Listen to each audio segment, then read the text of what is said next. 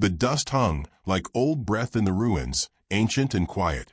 General Alexandra Knox squinted through the cracked visor of her helmet, boots crunching on the blackened floor of what was once a Vale Corps cathedral.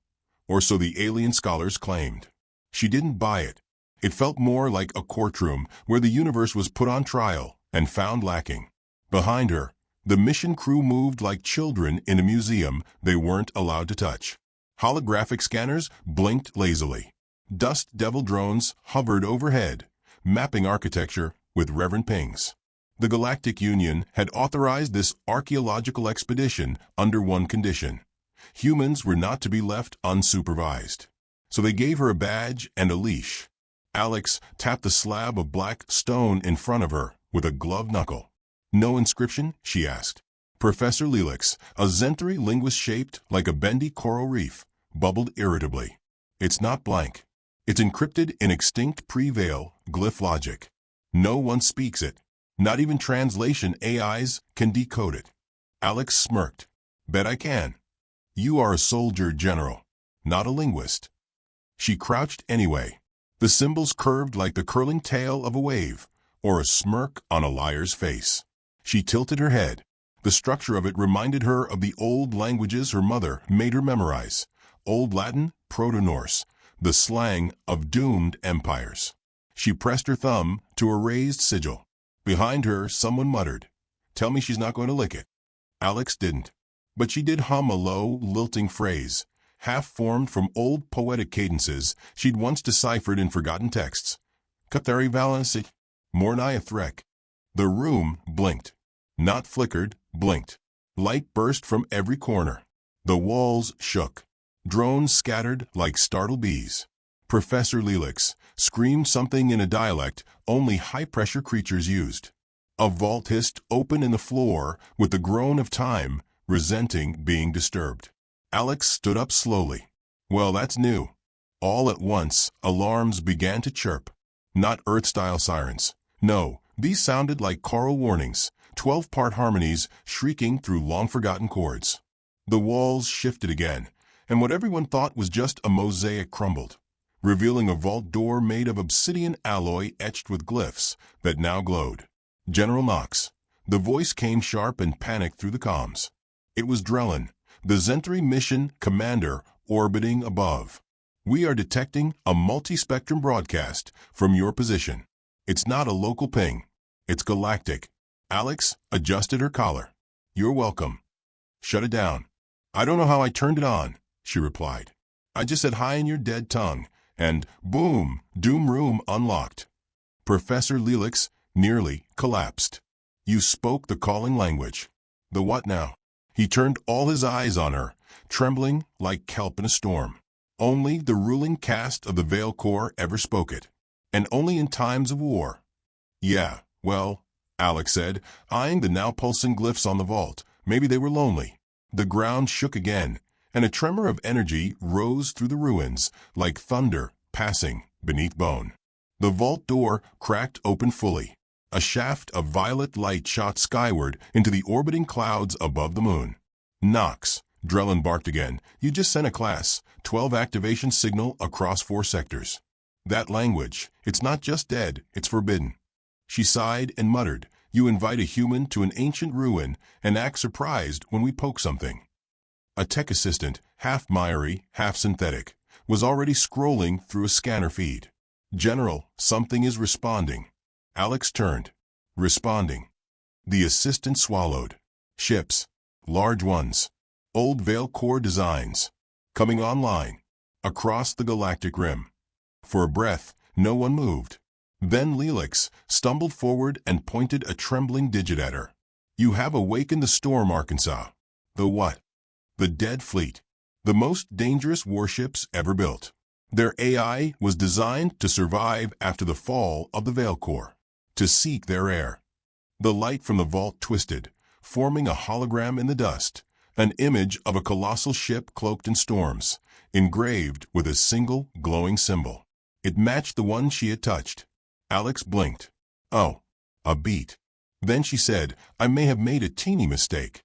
Professor Lelix fainted. The assistant whispered, "The transmission. It's routing through 1,000 silent beacons, all waking up. Overhead, the sky cracked. Not thunder, not weather. It was the sound of something arriving. Drellin's voice was pure dread now. "Nox, I'm initiating quarantine protocols. We're locking this moon down. Do not say another word in that tongue." She nodded, and then whispered under her breath, mostly to herself, "Good morning, murderbots." From orbit, 5 long-dead beacons reactivated at once. 2 hours later, Alex sat in a containment cube aboard the Union flagship Virtue, without vice, sipping lukewarm coffee through a side straw and watching 3 alien scientists argue over whose fault she was. They hadn't even bothered to speak directly to her. That was fine. She was tired. Humans should never have been allowed on that site, muttered the crystalline life form from the Xantari Council. "And who appointed her commander of linguistics access?" shouted a wheezing Morvali officer. "You did," Alex said, raising her hand. They all turned. She took another sip. "You said I was ornamental." "Do you have any idea what you've done?" snapped Drellin, materializing in the doorway. "Woke up some ancient haunted fleet, started an interstellar panic, and made your language department look like amateurs?" "Yeah, I noticed." "Those warships," Drellin hissed, "once erased 6 empires before they fell silent. Their AI responds only to direct royal dialect. You activated them." "By accident," she replied, "using a rough patchwork of corrupted Proto-Latin, Norse, and probably Klingon. Which means your most dangerous fleet has a sarcasm setting." Drellin didn't respond. "Also," she added, "someone should probably patch that into your next training manual. You know, under what not to do in forbidden cathedrals." Outside the containment glass, news feeds were already losing their minds. Glowing blue ships were being spotted across systems long thought dead. One even hovered over Saturn, just watching. No aggression, no threats, just listening, waiting. Alex reached into her jacket and pulled out the data slate she'd grabbed before being arrested. The same glyph from the vault still pulsed gently on the screen. She whispered the phrase again, quieter this time. Not a joke, a question. "Kathari Valanisage. Mornai, a threk." And the slate spoke back. A warm, deep voice, genderless, old, echoed from it. "Awaiting instruction, Mother General." Alex sat up straighter, blinked. "Say that again," she asked the screen. It didn't repeat itself. Instead, it showed her something else. A map. Not of a galaxy. Not of political borders or wormholes.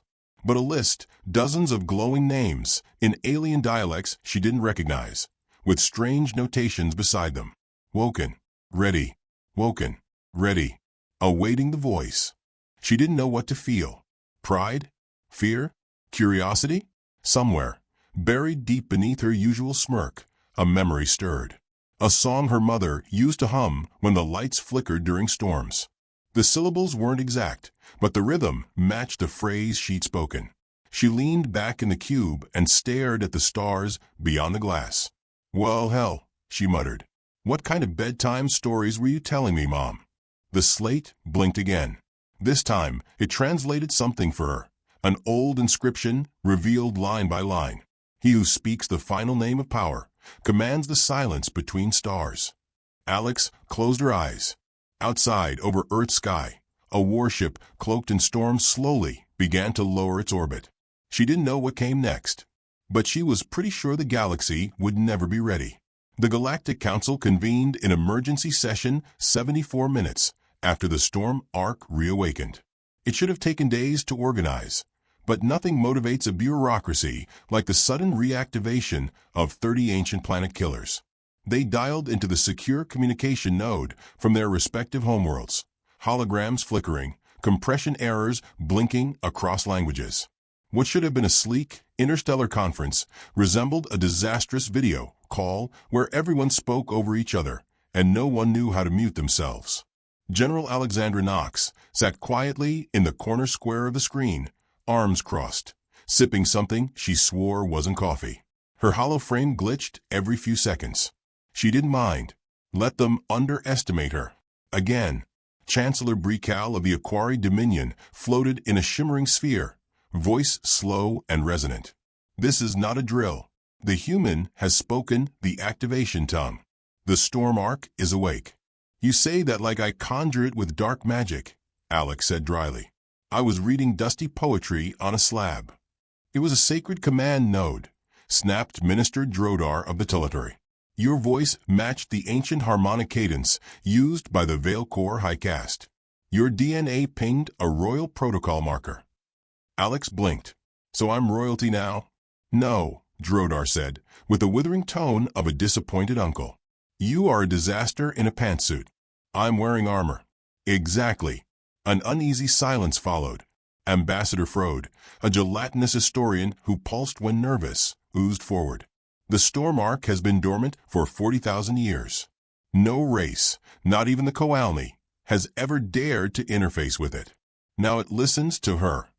Alex considered that. Well, it didn't exactly say, "Hi back." It just vaporized your interceptor fleet. Minister Drodar's eye ridges twitched. That fleet was meant to contain the threat. You attacked without even trying diplomacy, she replied. Maybe the Ark doesn't like being shot at. It shouldn't like anything, said Chancellor Brekow. They're machines. Machines with style, Alex murmured, half to herself. She remembered the haunting voice that called her Mother General. It hadn't felt mechanical. It had felt old, almost reverent. A new face joined the council channel. Counselor Melvin Squirt, the only other human in the session, materialized in a swirl of bureaucratic beige. He was mid-50s, balding, wore a galactic mediation robe that screamed, "I have never experienced joy." "General Knox," he began, "you are to stand down and relinquish all contact with the artifact." "Too late. You are hereby stripped of authority over this incident." "I don't think the ships got that memo," she said. "One of them just asked me if I preferred spear formations or orbital rings." Melvin's eye twitched. Alex smirked. The conversation devolved again into shouting. Alien voices layered in a dozen dialects of panic. Only one thing was clear. They didn't know how to stop the storm Arkansas. They didn't even know what it really wanted. And she, snarky, stubborn half-linguist half-trouble, was the only one it listened to. Alex disconnected early. Back aboard her temporary quarters on Earth's orbiting embassy station, she stood before the viewport, arms folded, watching the stars. Somewhere out there, 30 warships cloaked in storms were moving. Slowly, silently. They hadn't fired since the interceptor fleet. But they were not idle. Formation drills. Power calibration. Orbital observation. It was like watching Titan stretch after a long sleep. Her wristcom chimed. Encrypted message. She tapped it. The symbol appeared first. The same Veil Core glyph from the slab. Then words. Not typed, not spoken. Thought. Awaiting instruction. Voice of irony and insight. She stared. Voice of what now? Tone and cadence confirm high irony index. Pattern aligns with Veil Core royal doctrine. Humor is sacred. Dry wit most honored. She snorted. You've got to be kidding me. Negative. Humor acknowledged. She sat down hard on the edge of the bunk. You're telling me sarcasm is your command language? Confirmation. Veil Core neurolinguistic command structure bound humor to trust. Only those with layered meaning could be trusted with power. She put her face in her hands. So your creators made a murder fleet that obeys smartass. Correct. Alex let out a breath somewhere between a laugh and a groan. No wonder they're extinct. The message shifted. Fleet recognizes you. Voice matches known cadence of Royal Archive lines. The toaster won't listen, and neither will the stars. Alex blinked. That was something her mother used to say. During storms. When power flickered. Always with a smile. Just a family joke, or so she thought. Her calm pulsed again. Do you wish to initiate diplomatic contact with the unified voice of Stormark? She hesitated. A lot could go wrong here. If she said the wrong thing, or the right thing in the wrong tone, 30 death engines might vaporize half the known galaxy. But what if this fleet wasn't here to kill? She stood, hands shaking just slightly, and whispered the words the AI seemed to expect. I'd like to speak to whoever thinks I'm in charge. The calm fell silent. Then a soft chime. Not angry, not loud. A hum. A channel opened. A face appeared, No, not a face. A representation. Glowing gold eyes in a body made of shifting light. Not quite humanoid, not quite alien. Greetings, Mother General, it said. Do you have a name?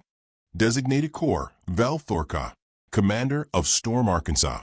First awake. I'm not your general, she said. Correction. Sarcasm acknowledged. Confirmation of authority maintained. I wasn't being sarcastic. Statement lacks sincerity indicators. Logged as passive denial. She laughed. She couldn't help it. Fine. Vel Thorka. What do you want? Awaiting command. Directive unclear. You are heir apparent of language flame. You have revived us. Orders follow. I don't want you to attack anyone. Logged. I also don't want you floating over Earth like an orbital guillotine. Apologies. Visual intimidation is inherent in formation design. Then tone it down. Look, less death metal, more jazz. There was a pause. Adapting visual posture now. Smooth but watchful. A second pulse chimed. This time from Earth's planetary defense grid. She opened the stream. A dozen other ships, silent, ancient, were now hovering near other colonies. Mars, Europa, even a former mining colony in the Tau Ceti system. No weapons fired. No threat spoken. Just watching. The world was in chaos. News outlets screamed about ancient ghosts. Analysts speculated everything from doomsday to divine intervention. Some humans were already forming cults around the phrase voice of irony. T-shirts were being printed. She buried her face in her hands again. Outside, the sky remained quiet. For now. A knock came at her door. It opened before she could respond. Permission to be stunned? Asked Ramos, her former mechanic, now apparently reassigned to serve as her liaison. Alex gestured vaguely. Join the club. He walked in, blinking at the window. They say you're in command of the most dangerous AI fleet ever built. Technically, I just said hello in the wrong tone. Still counts. He walked to the viewport. What are you going to do? She turned the comm slate in her hand, the strange glyph pulsing softly, like a heartbeat. I'm going to keep talking. That's your plan. She gave him a half smile. We've tried everything else, haven't we? Threats, bribes, warnings. Maybe this time we try conversation. You're going to sarcasm your way through Armageddon? That, she said, tapping the glyph again, is exactly the plan. From orbit, 30 ships aligned. Not for battle. For listening. The Storm Ark flagship arrived in Earth's upper orbit without ceremony, yet the world seemed to exhale when its dark hull eclipsed the stars. It hovered, silent, vast, regal, a colossus draped in storms. No missiles. No demands. Just presence. General Alexandra Knox was beamed aboard without warning. One moment she was finishing a rehydrated cup of station coffee. The next she stood barefoot in a corridor built from obsidian light. The architecture flowed like molten script. No seams, no doors, just the hum of power too old to question. Her boots and armor had been left behind. Instead, she wore a long robe of woven light, and around her neck hung a crystal pendant she hadn't agreed to wear. It pulsed with the same rhythm as the glyph on her wrist comm. A voice greeted her, low and calm. Welcome, Mother General. I am Vel Thorka, this Ark's will. The air vibrated with its speech. Not through sound, but through intention. Every word seemed to settle into her bones. Where are the crew? She asked. Dead. Forgotten. We remain. Just AI. Not merely. We are echoes sharpened into blades. Memory honed to function. The floor beneath her lit with each step as she moved down the corridor. Images appeared in the walls, battle scenes from long ago. Veil Core fleets forming solar eclipses, their hulls dripping with artificial gravity. Empires falling. Suns extinguished. The glory of conquest, and then silence. Alex reached the end of the corridor. The chamber opened into a throne room, but there was no throne. Just a floating projection platform and a semicircle of drones shaped like armored birds with crystalline eyes. Is this where I make my demands? She asked Riley. This is where you give your will. She turned to the floating AI core, its light now coalescing into a rough humanoid shape. I don't have a will. I have a headache and 3 press conferences to dodge. The AI paused, then replied, "This is acceptable." Outside the viewport, she could see the other Storm Ark ships arriving, like gods returning from a long war. Each one bore a different design, jagged wings, curved spines, solar harvesting sails, but all shared the same pulsing blue core. They circled Earth in what looked like a defensive formation. "They're forming up," she muttered. "We are anticipating attack." There is no threat. There is always threat when irony leads. She turned to face Vel Thorka fully. "Why me?" "You spoke the calling. With tone. With defiance. With wit. The Veil Corps designed us to obey not sincerity, but subtlety. The honest are too simple. The cruel too obvious. You, however, are layered." Alex exhaled slowly. "So sarcasm is your vetting system. It tests intent.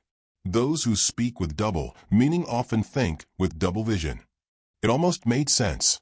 The Veil Corps had engineered their fleet to be immune to conquest. Not because they feared destruction, but because they feared misuse. If only a speaker of wit and irony could lead the Storm Ark, then no dictator, no brute, no zealot could ever wield it. It was the most backward safeguard she'd ever heard. And yet it had chosen her. Suddenly, the AI's voice sharpened. "Hostile fleet detected. 8 vessels. Designation: Zyrelian Dominion. Armed and approaching." Her wristcom chirped. Earth's defense chief was already hailing her. She tapped in. "General Knox, this is High Commander Vela. The Zyrelians are claiming preemptive right to neutralize the Storm Arkansas. They're sending in destroyers." Alex rubbed her temple. "Let me guess. They think I've been compromised. Or that you've gone full Empress. I'm not interested in ruling anything." "Then stop looking so effective." The channel cut. Alex faced the drone circle. "What happens if they fire?" "They will cease to exist. We do not miss." "And if I tell you not to shoot?" "We obey." Her voice dropped. "Vel, this is delicate. I need you to scare them. But do not fire. Understood?" "Clarify the definition of scare." She thought. "Form up around their lead ship. Disable weapons. Give them a warning ping. Something classy. No vaporizing." Executed. The chamber dimmed. Holographic display flared to life, showing the formation shifting. The Storm Ark ships began to move like dancers in a war ballet, faster than light, almost absurd in their grace. Within seconds, the Zyrelian fleet was boxed in. Then came the ping, a frequency known only to dead civilizations. A warning chime from the era when the stars bled. The Zyrelian ships halted. Her comm lit again. "Knox," Vela said, voice high with disbelief. They've stood down. "Good. They're requesting terms. Not demands. Terms. Like you're a damn galactic power." "I'm not. You are now." She ended the call and turned back to Vel. "That'll make headlines." A demonstration was needed. Intimidation is most effective when done politely. Alex walked to the projection table. The fleet display shifted to a star map. "Show me where the others are." The rest of the Arkansas. The galaxy lit up in pulses. Over 24 more ships in deep drift. Waking. Responding to her signal. One even hovered over an abandoned mining colony near Alpha Centauri. Another was approaching a settlement on a former war world. "They're spreading," she whispered. "Awaiting your presence. Awaiting command." She felt the weight of it then, not power, not fame, but responsibility. These weren't just warships. They were relics of fear, tools of ancient enforcement. And they were hers to aim or silence. "Vel," she said, softer now, "what happens if I disappear?" We return to drift, awaiting a new voice. And if the wrong voice speaks? There is no wrong voice. There is only one. You. She looked down at the command crystal, now glowing faintly around her neck. "I don't want to be your queen." "You are not. You are our mirror." She laughed despite herself. A fleet of warships taking orders from a tired woman in boots and sarcasm. This galaxy is truly doomed. The AI hummed, and for the first time it almost sounded amused. "Then let us be doomed gloriously." She looked back out at the stars. The other fleets were still watching, waiting. Every leader in the quadrant was recalculating power, strategy, loyalty. But she wasn't strategizing. Not yet. For the first time, she was simply listening. The silence of the void felt expectant. And for once, she didn't dread what came next. Aboard the Storm Ark flagship Velthorka, General Alexander Knox stood alone beneath the star map that now throbbed like a living thing. All across the galaxy, blue pulses marked the awakening of sister ships, each one stirring from the long sleep of empires, responding to the signal she'd accidentally triggered. They waited in high orbits and deep voids, silent as sharks, ancient as the dark between stars.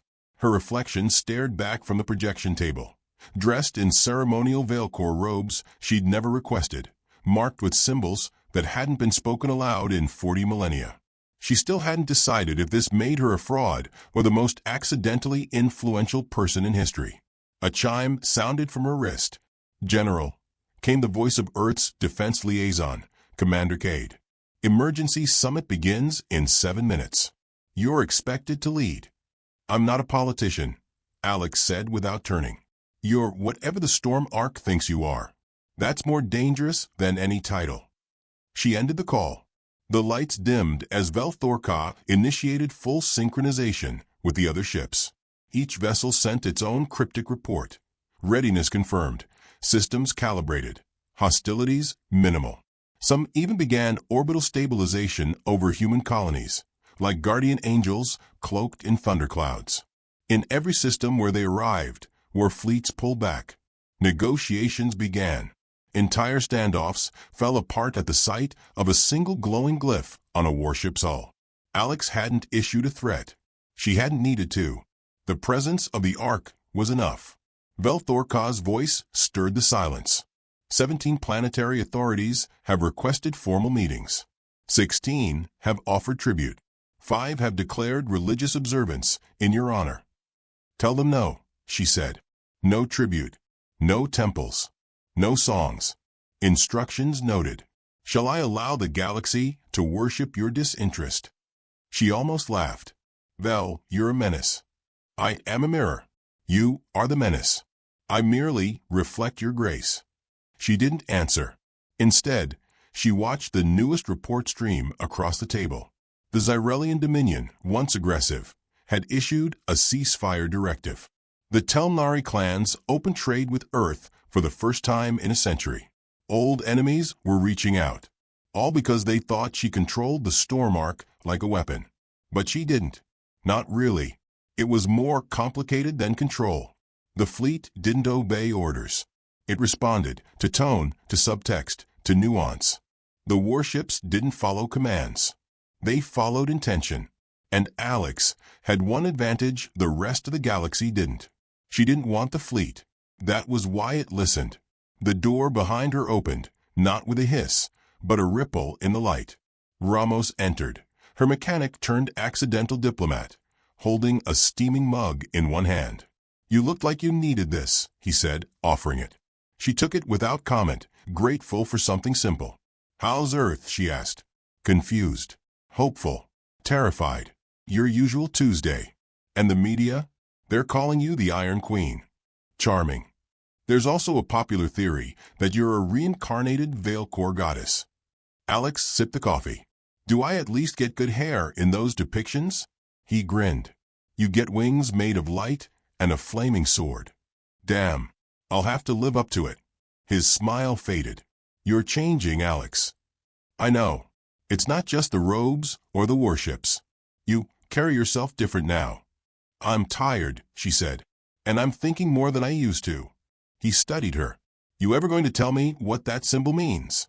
He pointed to the crystal pendant that hung against her chest, still pulsing faintly. "My mother used to hum it," she said after a pause. "It was part of an old song. I thought she made it up. Turns out it was a fragment of the Veilcore activation code, passed down like folklore." She knew. She never said. Maybe she didn't realize. Or maybe she wanted me to find it when the time was right. He let that sit a moment. "You know this can't last forever." "No," she said. "And it shouldn't." The room shifted. A new alert glowed red on the star map. One of the Storm Ark vessels, Morn Talith, orbiting the independent mining moon of Calros, was under fire. Not from pirates, from the Senate Guard fleet. Alex leaned forward. Details. Velthorka's voice dropped. Local command failed to recognize Storm Ark authority. Fired warning shots. Morn Talith retaliated by disabling their propulsion. They fired first. Confirmed. Storm Ark inflicted no fatalities. Her jaw tightened. They're testing us. Incorrect, the AI said. They are testing you. Her wrist comm vibrated with an incoming stream. Commander Cade's voice returned, grim now. General, we need you on the Senate floor. The Guard is mobilizing. They believe you're forming a shadow empire. Their rhetoric's escalating fast. They've invoked the Armageddon Clause. Alex closed her eyes. That clause hadn't been used in 6,000 years. It was a fail-safe written into galactic law. Any entity possessing unilateral force must be neutralized, regardless of casualties. 100 ships across 20 systems were aligning against her. And the only reason the Storm Ark hadn't struck first was because she hadn't spoken. Velthorka shimmered with unreadable emotion. It is time, voice of irony. She stared at the stars. You could destroy them all. Instantly. And if I told you to stand down, we would fall silent. Return to drift. What if they kill me? Then silence remains. She clenched her fist. There must be another way. There's always another way, said Vel. Few choose it. Alex stepped forward and pressed her hand to the command crystal. Its glow flared, and across the fleet, warships responded. In every system, hulls turned outward. Weapons dimmed. She spoke. Her voice broadcast across the galactic network. This is General Alexandra Knox of Earth. I am not your queen. I am not your enemy. I woke a storm by accident, but I will not let it become a fire. We're not here to conquer. We're here because you let fear rule your judgment for too long. She paused, then added dryly, also, I've read your tactical playbooks. They're predictable, your weapon ranges are outdated, and your admirals couldn't outwit a preschooler with a crayon. The Storm Ark AI across the galaxy chuckled in unison. Not real laughter, but the artificial equivalent of a smirk. Velthorka's voice resonated through the chamber. Sarcasm index confirmed. Command validated. The warships shifted formation, not into attack posture, but into open arms, a Veil Corps peace sign once used during ceasefires. The configuration hadn't been seen in 40 millennia. It confused the enemy. And in that confusion came hesitation. Back on the Senate floor, her image flickered into the heart of the chamber. Delegates shouted. Guard leaders postured. But when her broadcast finished, something strange happened. The people cheered. Not the senators, not the generals, but the civilians, the planets, the colonies, the fringe miners, the ones who saw war from the underside, the ones who heard power and expected cruelty, but instead saw restraint. Dozens of systems refused to authorize attack. Whole fleets disconnected from the central order. Some even joined her broadcast in solidarity. One system sent a single word, finally. Earth's ambassador leaned into the Senate mic. Ladies and gentlemen, I believe the galaxy has made its choice. Later, aboard the Velthorka, Alex removed the robe and handed it back to the AI projection. No more goddess act, she said. Vel shimmered. What now then? Now, she said, leaning against the console. We create a council, not one run by fear. A peacekeeping corps. Something real. Something boring. We are warships. Then you learn, she said. Because this time, we don't fight for empires. We protect what's worth saving. Understood, Vel said. Shall we rename the flagship? She smiled. Yeah, I have an idea. 3 weeks later, the Storm Ark flagship re-entered orbit around Earth, no longer cloaked in shadows, no longer feared. Its hull now bore a new name etched in shimmering human script. SS Deadpan Mercy. Alex stepped onto the viewing deck in civilian clothes. The warships drifted in the sky like gentle titans, and somewhere below, children pointed up in awe. Ramos joined her. You did it, he said. She shook her head. No. I just stopped being what they expected. The stars shifted. The galaxy hadn't changed overnight. But something fundamental had. A woman had spoken a forgotten language with a crooked smile. And the galaxy had listened. Alex sipped her drink, squinted at the sky, and muttered, "Let's see what happens when peace has a sense of humor." Behind her, the storm arc hummed, quiet, alert, waiting. Not for war, but for the next dry joke. And the next impossible miracle.